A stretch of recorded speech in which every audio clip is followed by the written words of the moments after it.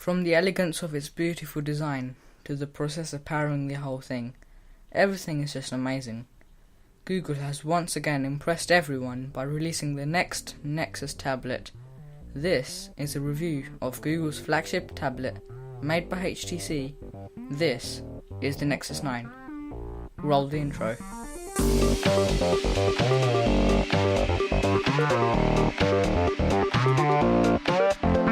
Hey, what's up guys, watching TechAim here. And the way something feels in your hands is probably one of the most important things you consider when buying a device, whether it be a phone, a tablet or a laptop. And HTC have done a very great job in doing that. HTC has added a soft touch plastic back to the Nexus 9, which makes it feel really nice in the hands, along with the solidly constructed metal frame surrounding the edge of the tablet, which is home to a 3.5mm headphone jack on the top, micro USB port on the bottom, and of course your volume rocker along with the power button to the right. And the dimensions of this device are incredible, especially when you consider the thinness of the tablet of 7.95mm. I know, it's not the thinnest tablet in the world, and HTC had no intention to do so, and the thing that matters the most is the build quality, which is fantastic. Although some people have claimed that the back of the tablet has got a little push in it, and I totally agree. It could have been much more solid in my opinion, especially since the tablet was made by HTC. Since it is a device made by HTC, you also get arguably one of the best sounding stereo speakers. You have the fantastic HTC Boom sound speakers on the front, which makes everything from playing games and watching videos sound very immersive, especially since it is a tablet. The size of the tablet is really nice and it's pretty easy to get around.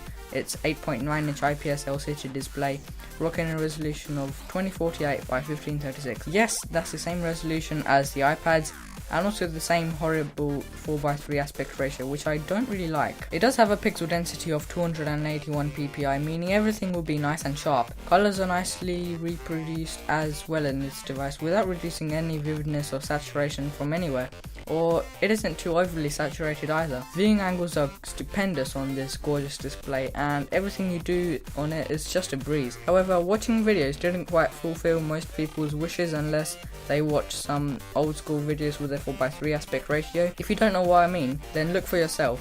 The ugly, horrible letterboxing, which is extremely hard to ignore because the black bars are so big. I guess you just have to get used to it. But that doesn't make everything else about this tablet negative as well. But gaming could probably not have gotten any better on this awesome tablet because of its 4:3 aspect ratio and its beefy processor, which we'll get onto later on in this video. So a squarer display has its pros and has its cons as well. Another pro being that, well, pretty much everything else you do on the Nexus 9 is outstanding apart from watching videos and having to try and ignore the black bars.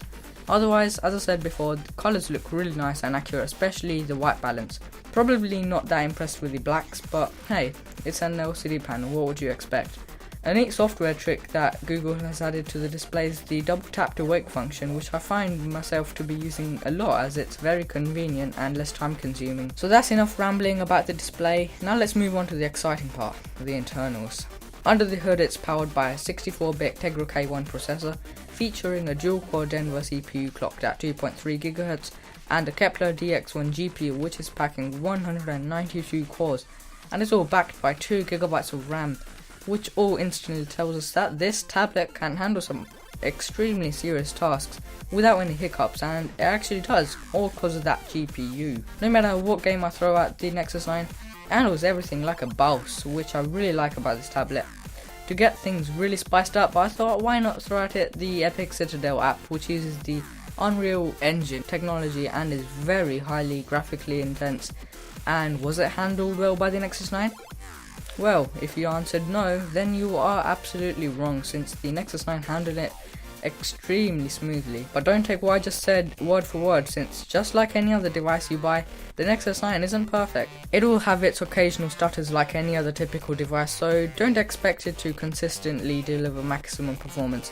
If you're deciding on whether to buy this tablet or not, then take this piece of advice.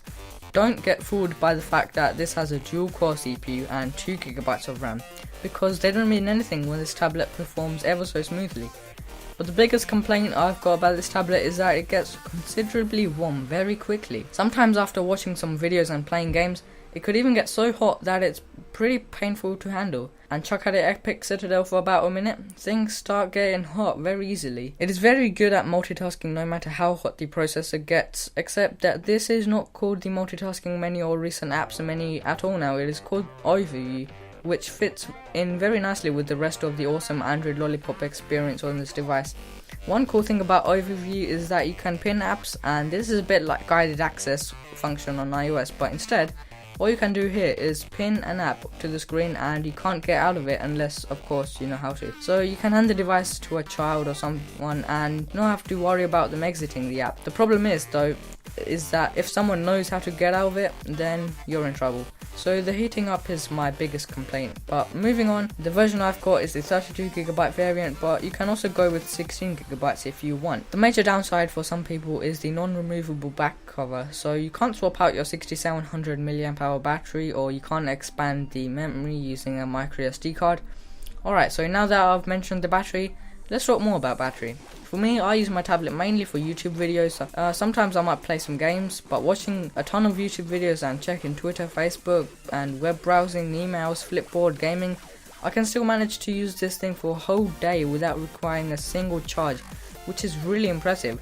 I can get about 9.5 hours of screen on time and still have about 2 to 3% of battery life left, just as Google claimed it would be. If I used my tablet a bit less, then yeah, I could probably get through about a day and a half or two. But with how heavily I use my Nexus 9, I'm getting just the amount of screen on time as Google claimed it will be, which is really good. And that is with this live wallpaper I have running in the background, which isn't really a good idea in terms of battery, but you can turn on battery saver option through the settings if you wish to do so. Overall, I'm really impressed with the 6700 mAh battery which has been packed into this awesome body, as it's very efficient.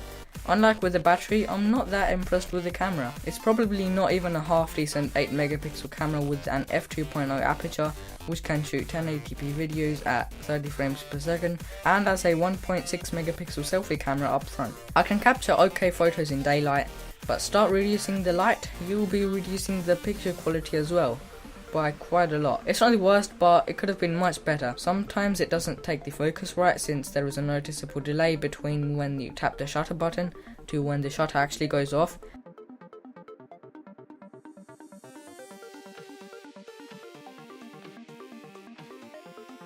But taking a look at the software side of things, the camera has got nothing major. It's got some neat simple functions, but the main thing of the camera is the hardware, which I talked about, and it just sucks. There's a ton of noise and grain everywhere, even in decently lit conditions.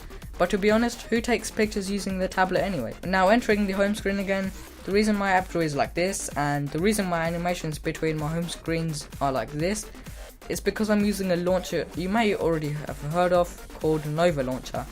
Nova Launcher is just fantastic. The customization is endless, from being able to change the animations, to the size of the dock, to the color of the app drawer. It's all just great. Even with the free version, the amount of customization there is for you is just endless, and it's all worth the time spent into finding out what each thing does. Even if you do decide to stick to the stock Google Now launcher use, still obviously get all those sweet Lollipop animations, so don't worry. Speaking of Lollipop, the Nexus 9 comes with the latest and greatest version of Android ever created, Android 5.0 Lollipop, which is ridiculously awesome and really is the main big deal you get with this tablet. Everywhere you go on the interface, you always see some sort of cool animation.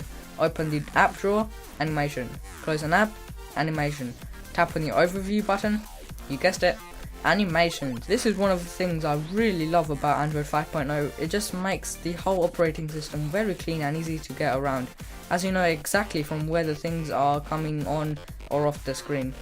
Lollipop has not only taken the place for the best version of Android, but also, in my opinion, it is the best OS you can get from any mobile device out right now because of all the sweet material design UI going on everywhere. Swiping down from the top, and we reveal the notification bar where we can simply swipe away our notifications when we're done with them. Swipe down again and you get control settings to toggle all these settings, and if you still haven't noticed, there is this button which allows you to add users to the tablet. So say you want to hand your tablet to a friend or something and don't trust them with all your important data, then you can either make a separate account for them where basically everything will be like you just bought the tablet, or you can sign into the guest account. I don't think this would be much use for me, but It's actually a really nice feature. There is also a cast screen option which just lets you cast the tablet screen to something like a Chromecast or Nexus player. Now, I'm gonna be honest, a few days ago I was just setting a background wallpaper for my Nexus 9 and suddenly the device just crashed.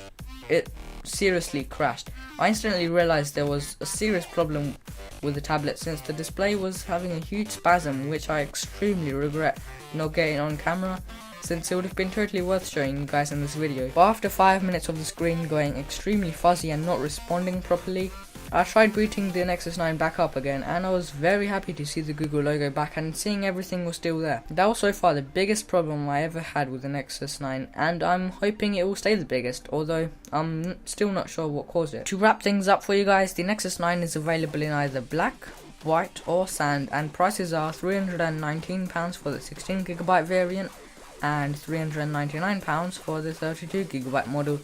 Quite a hefty price tag compared to last year's Nexus 7, so it probably is a bit too expensive, but in the end, it's all really worth it. And so that brings us to the end. Hope you enjoyed. Be sure to hit the like button if you did, and feel free to leave a comment saying what you think about the Nexus 9.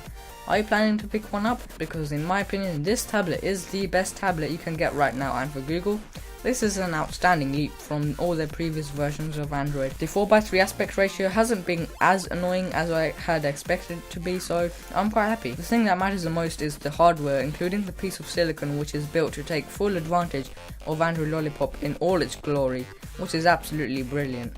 Except of course the camera. Anyways, be sure to subscribe to this channel if you haven't already for more tech videos like this, and I'll talk to you guys in my next one. Thanks for watching.